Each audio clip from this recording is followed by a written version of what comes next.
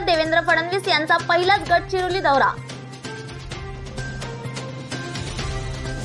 कोरेगाव भीमामध्ये 207व्या शौर्य दिनानिमित्त उत्साह, विजय स्तंभाला अभिवादन करण्यासाठी लाखो अनुयायांची गर्दी।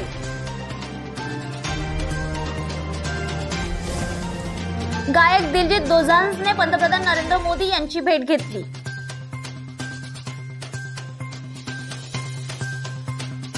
तर त्यांचा एन्काउंटर होऊ शकतो, वाल्मिक कराडबाबत वडट्टीवारांचा खळबळजनक दावा।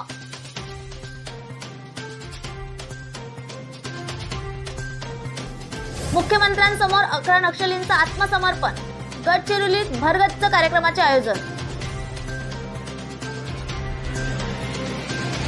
नाशिक हादरले, महाविद्यालयीन तरुणीवर वेगवेगळ्या ठिकाणी 2दा बलात्कार।